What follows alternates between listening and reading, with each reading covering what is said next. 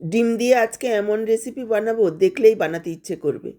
রাতে যদি ডিমের এই রেসিপিটা বানান, দুটোর জায়গায় 4টে রুটি খেতে বাধ্য হবেন। নমস্কার বন্ধুরা, আহারে বাহার রান্নাঘরে আপনাদের সবাইকে স্বাগত জানাই। আজ আমি আপনাদের সাথে দারুণ টেস্টি একটা ডিমের রেসিপি শেয়ার করব। ভাত, রুটি, লুচি, পরোটা সব কিছুর সাথে খেতে দুর্দান্ত লাগবে।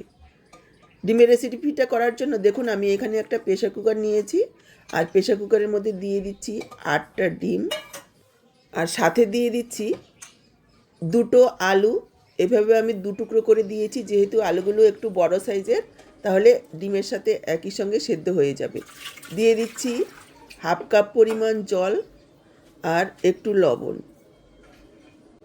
এবার প্রেসারটাকে আটকে মিডিয়াম ফ্লেমে দুটো সিটি মারবো।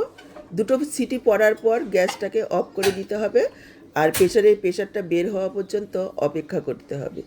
দেখুন প্রেসারটাকে বসিয়ে দিয়েছি, আর এদিকে নিয়েছি দুটো মিডিয়াম সাইজের পেঁয়াজ, এক টুকরো আদা, একটা রসুন আর একটা টমেটো, সব কিছু কুচিয়ে নেব। আমি আজকে রান্নাটা প্রেসার কুকারে করছি, আপনারা চাইলে কড়াতেও করতে পারবেন, তবে প্রেসার কুকারে করলে ঝটপট তৈরি হয়ে যাবে। মাত্র 10 থেকে 12 মিনিটের মধ্যে এই রান্নাটা কমপ্লিট করতে পারবেন।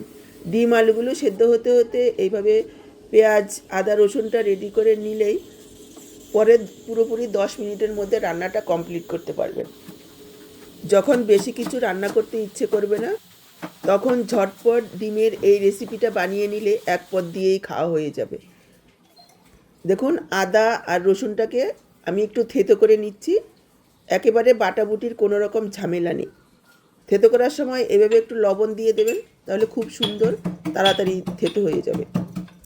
দেখুন এভাবে থেতো করে সাইডে রেখে দিচ্ছি, আর এদিকে প্রেসারের দুটো সিটি পড়ার পর গ্যাসটাকে বন্ধ করে দিয়েছি, আর প্রেসারটা বের হওয়া পর্যন্ত অপেক্ষা করেছি। দেখুন আলু ডিম খুব সুন্দরভাবে সেদ্ধ হয়ে গেছে। অনেকেই বলেন যে প্রেসার কুকারে ডিম সেদ্ধ করতে গেলে অনেক সময় ফেটে যায়, ভেঙে যায়, ছড়িয়ে যায়, কিন্তু দেখুন একটুও ভাঙেনি, খুব সহজেই সুন্দরভাবে সেদ্ধ হয়ে গেছে।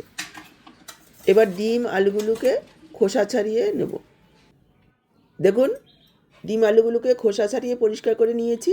এবার ডিমগুলোকে এইভাবে একটু কেটে দেব, এতে করে মশলাটাও ভেতরে ঢুকে যাবে, ভাজার সময় ডিমগুলোও ফেটে গায়ে আসবে না।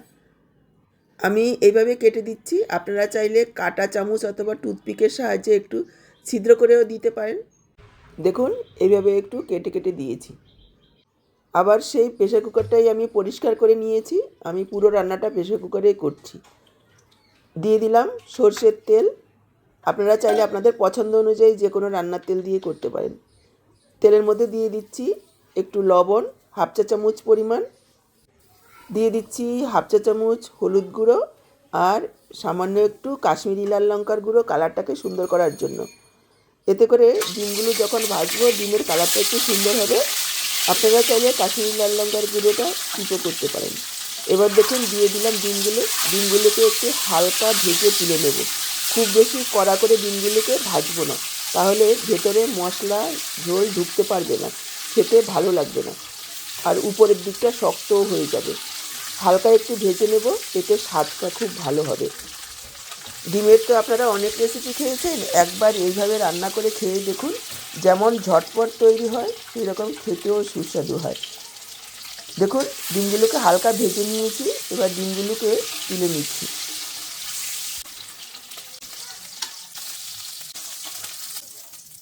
ডিম তুলে নিয়ে বাকি যে তেলটা রয়েছে তার মধ্যে দিয়ে দিলাম 1 টুকরো দারচিনি, 3টে এলাচ। এলাচগুলোকে একটু মুখ ফাটিয়ে দেবেন, নাহলে ফেটে গায়ে আসবে গরম তেল। আর দিয়ে দিলাম 1/2 চা চামচ গোটা জিরে। লো ফ্লেমে কয়েক সেকেন্ড ভেজে নেব।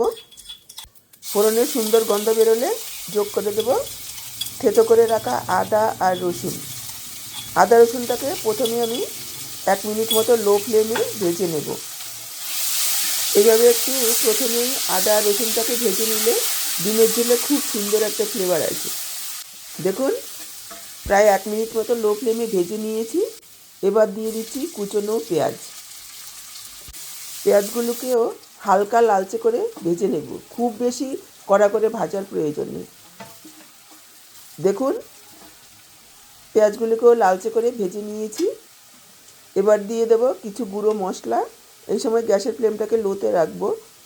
দিয়ে দিচ্ছি হাফ চা চামচ হলুদ গুঁড়ো, হাফ চা চামচ ধনের গুঁড়ো, হাফ চা চামচ দিয়ে দিচ্ছি জিরের গুঁড়ো, হাফ চা চামচ দিয়ে দিচ্ছি লাল লঙ্কার গুঁড়ো, ঝালটা আপনারা পরিমাণ বুঝে দেবেন, আর হাফ চা চামচ দিয়ে দিলাম কাশ্মীরি লাল লঙ্কার গুঁড়ো।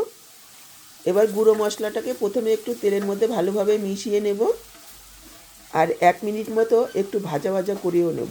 এইভাবে গুঁড়ো মশলা যদি একটু ভেজে নেওয়া হয় তাহলে খুব সুন্দর একটা স্মোকি ফ্লেভার আসে। দেখুন 1 মিনিট মতো একটু ভেজে নিয়েছি, তারপর যোগ করে দিলাম কুচনো টমেটো, দিয়ে দিচ্ছি পরিমাণ মতো লবণ, এতে করে টমেটোটা খুব তাড়াতাড়ি নরম হয়ে যাবে। এবার টমেটোটাকেও একেবারে গলে যাওয়া পর্যন্ত কষিয়ে নিতে হবে। মিশিয়ে নিয়ে ঢাকা দিয়ে দিচ্ছি, ঢাকা দিয়ে কষাবো। এখানে যত ভালোভাবে কষানো হবে তত টেস্টটা ভালো আসবে। দেখুন ঢাকা দিয়ে 2-3 মিনিট কষিয়ে নিয়েছি, মশলা তেল ছাড়তে শুরু করেছে আর টমেটোগুলো খুব সুন্দরভাবে নরম হয়ে গেছে। এবার আমি দিয়ে দেবো সেদ্ধ করে রাখা আলুগুলোকে দেখুন আমি এভাবে একটু টুকরো করে কেটে দিয়েছি, আপনারা চাইলে হাত দিয়ে ভেঙেও দিতে পারেন, আবার চাইলে আলু ছাড়াও রান্নাটা করতে পারবেন। এবার আলুগুলোকেও প্রায় 2-3 মিনিট সময় নিয়ে মশলার সাথে কষিয়ে নেব। দেখুন 2-3 মিনিট আলুগুলোকেও মশলার সাথে কষিয়ে নিয়েছি। এবার দিয়ে দেব জল। জলের পরিমাণ আপনারা যেমন ঝোল রাখতে চান সেই বুঝে দেবেন। এখানে চাইলে আপনারা পাতলা ঝোলও করতে পারেন, চাইলে একটু কষা কষাও করতে পারেন। আমি এখানে 1.5 কাপ পরিমাণ জল দিয়ে দিয়েছি, তবে অবশ্যই গরম জল দেবেন, এতে টেস্টটা ভালো আসবে। যেহেতু মশলাটাও খুব ভালোভাবে কষানো, আলুগুলোও সেদ্ধ, গরম জল দিলেই টেস্টটাও ভালো আসবে, রান্নাটাও তাড়াতাড়ি হবে। এখানে আমি দিয়ে দিচ্ছি হাফ চা চামচ গরম মশলার গুঁড়ো আর একটু কসুরি মেথিটাকে একটু হালকা শুকনো খোলায় ভেজে নিয়েছি। ভেজে দিলে গন্ধটা খুব সুন্দর হয়। এবার আরও একবার মিশিয়ে নিলাম। এবার ভেজে রাখা ডিমগুলো দিয়ে দেব। এবার আরও একবার মিশিয়ে নিয়ে প্রেশারটাকে আটকে মিডিয়াম ফ্লেমে আরও একটা সিটি মারবো, আর প্রেশারটা বের হওয়া পর্যন্ত অপেক্ষা করব। দেখুন একটা সিটি পড়ার পর আমি গ্যাসটাকে অফ করে দিয়েছি, আর প্রেশারটা বের হওয়া পর্যন্ত অপেক্ষা করেছি। দেখেই বুঝতে পারছেন কতটা লোভনীয় ডিমের ঝোল তৈরি হয়ে গেছে। এবার আমি দিয়ে দিলাম একটু ধনেপাতা কুচি। এখানে আপনারা যেমন ঝোল রাখবেন জলের পরিমাণটা তেমনই দেবেন, তাহলে সুবিধা হবে।